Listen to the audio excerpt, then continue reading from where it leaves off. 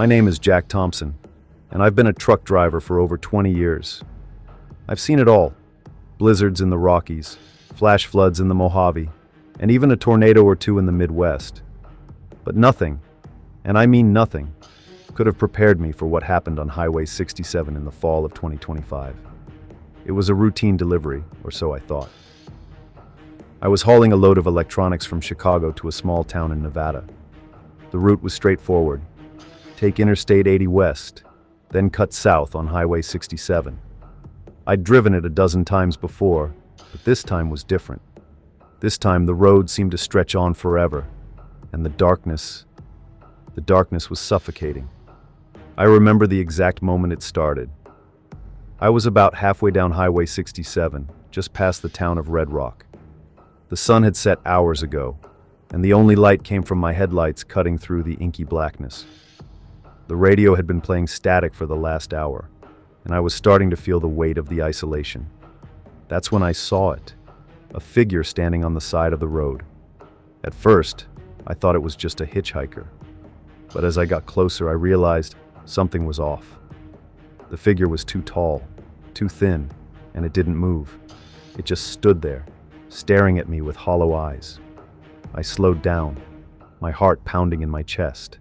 As I passed, the figure turned its head, following me with its gaze. I could feel its eyes on me, even after I'd driven past. I told myself it was just my imagination, that I was tired and seeing things. But deep down, I knew something was wrong. The air inside the cab felt heavier, colder, and the static on the radio grew louder, more insistent. I tried to shake it off, to focus on the road ahead, but the image of that figure stayed with me, burned into my mind. I drove for another hour, trying to put as much distance between myself and that figure as possible. But the road seemed endless, and the darkness pressed in on me from all sides. I needed to stop, to catch my breath and clear my head. That's when I saw the rest stop. It was a small, dilapidated building with a few parking spots and a single flickering light. I pulled in, grateful for the chance to rest. But as soon as I stepped out of the truck, I felt it, a sense of dread that made my skin crawl. The air was thick with the smell of decay, and the silence was deafening. I walked towards the building, my footsteps echoing in the stillness. The door creaked open, revealing a dimly lit interior.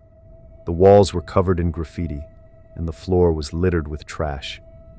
I stepped inside, my heart racing. The place was empty, but I couldn't shake the feeling that I wasn't alone. I made my way to the restroom, hoping to splash some water on my face. But as I turned on the faucet, the water came out black and thick, like oil. I recoiled in horror, stumbling back. That's when I heard it, a low, guttural growl coming from one of the stalls. I froze, my breath caught in my throat. The growl grew louder, more menacing, and I could hear the sound of something moving inside the stall. My mind screamed at me to run, but my legs wouldn't obey. The stall door creaked open, and I saw it. A creature, unlike anything I'd ever seen before. It was humanoid, but its limbs were too long, too thin, and its skin was a sickly gray. Its eyes glowed with a malevolent light, and its mouth was filled with razor-sharp teeth. It lunged at me, and I barely managed to dodge out of the way.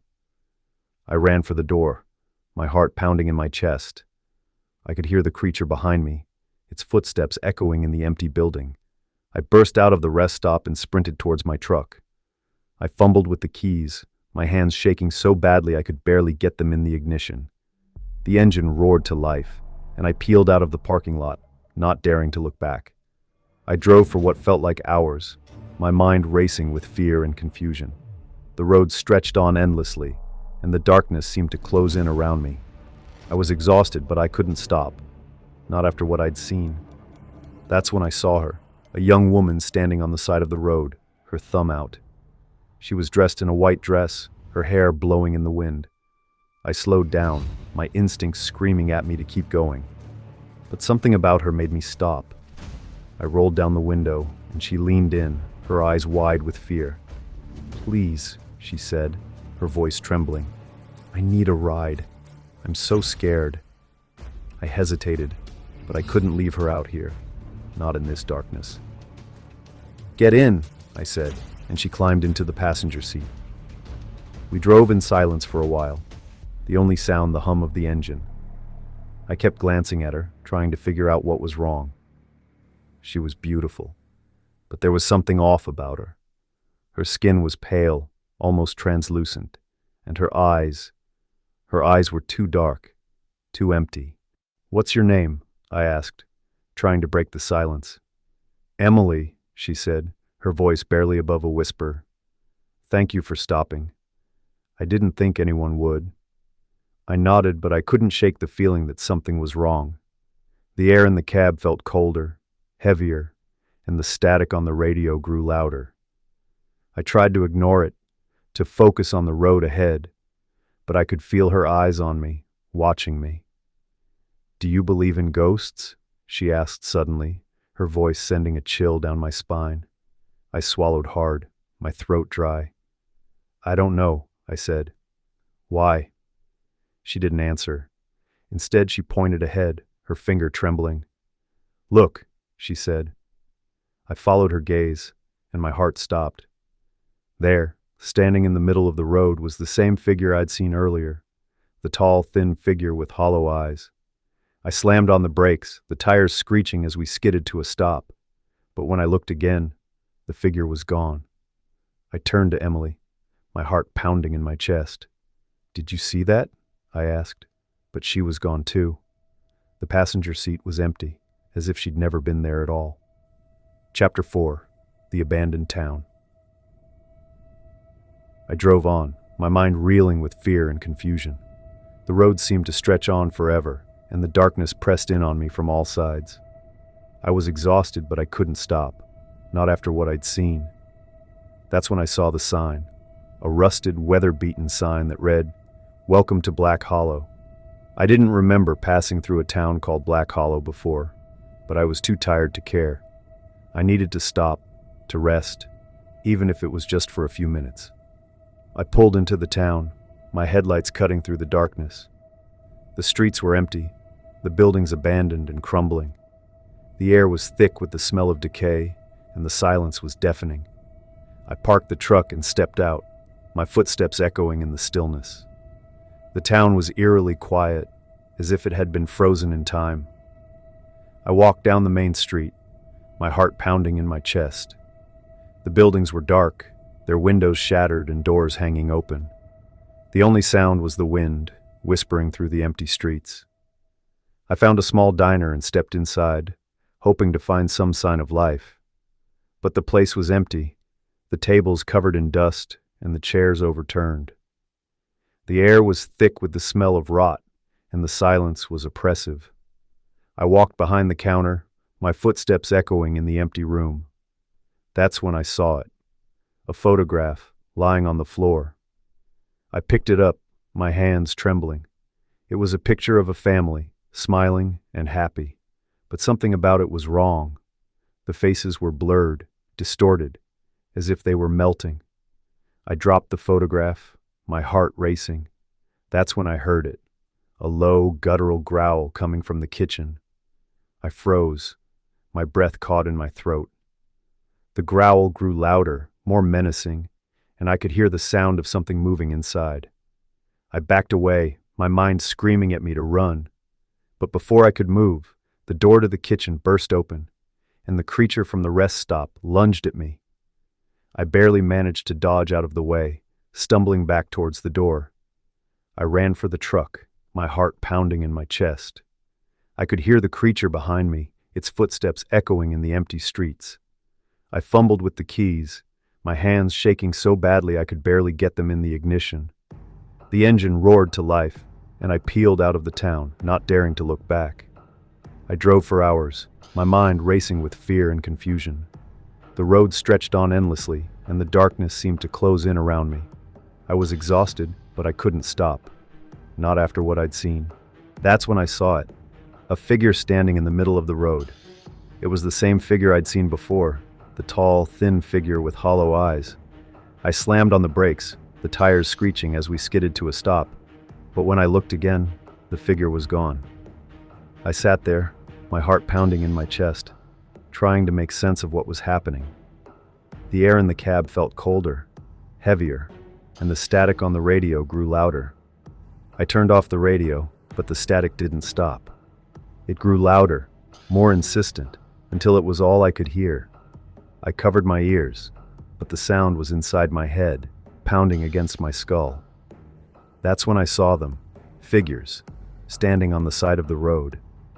Dozens of them, all tall and thin, with hollow eyes. They stared at me, their faces expressionless, as if they were waiting for something. I pressed the gas pedal to the floor, the truck lurching forward. The figures didn't move, but I could feel their eyes on me, watching me as I drove past. The static grew louder, more intense, until it was all I could hear. I drove for what felt like hours, the road stretching on endlessly. The figures were everywhere now, standing on the side of the road, watching me with their hollow eyes. The air in the cab was freezing, and my breath came out in white puffs. I was losing my mind. I knew it, but I couldn't stop. Not until I found a way out of this nightmare. Chapter 6. The Light at the End. I don't know how long I drove, but eventually I saw it, a light, shining in the distance. It was faint at first, but as I got closer, it grew brighter, more intense. I drove towards it, my heart pounding in my chest. The light was coming from a small gas station, its neon sign flickering in the darkness. I pulled in, my hands shaking so badly I could barely grip the steering wheel. The figures were gone now, and the static had stopped. But the sense of dread was still there, pressing down on me like a weight. I stepped out of the truck, my legs weak and unsteady. The gas station was empty, the pumps covered in rust and the windows dark. But the light was still there, shining from inside the building. I walked towards the door, my footsteps echoing in the stillness. The air was thick with the smell of gasoline and oil, and the silence was oppressive. I pushed the door open, the bell jingling softly. The inside of the gas station was dimly lit, the shelves covered in dust and the floor littered with trash. The air was cold, and the silence was deafening. I walked towards the counter, my heart pounding in my chest. That's when I saw him, an old man sitting behind the counter. He was hunched over, his face hidden in shadow, but I could feel his eyes on me, watching me as I approached. "Help me," I said, my voice trembling. "Please, I don't know what's happening." The old man didn't answer. Instead, he pointed towards the back of the store, his finger trembling. I followed his gaze, and my heart stopped. There, standing in the shadows, was the creature from the rest stop. It lunged at me, its eyes glowing with a malevolent light. I tried to run, but my legs wouldn't obey. The creature was on me in an instant, its razor-sharp teeth sinking into my flesh. I screamed, but no sound came out. The pain was unbearable, and the darkness closed in around me. The last thing I saw was the old man, still sitting behind the counter, watching me with hollow eyes. I don't know how long I've been here, trapped in this endless nightmare. The road stretches on forever, and the darkness presses in on me from all sides. The figures are always there, watching me with their hollow eyes.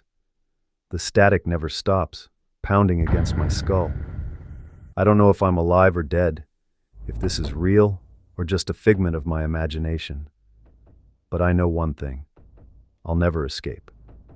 Not from this road, not from this darkness. I'm Jack Thompson, and I'm trapped on Highway 67, and I'll be here forever. Welcome, brave souls, to Whispers in the Dark, where the shadows speak and the unknown lurks just beyond the flicker of your screen.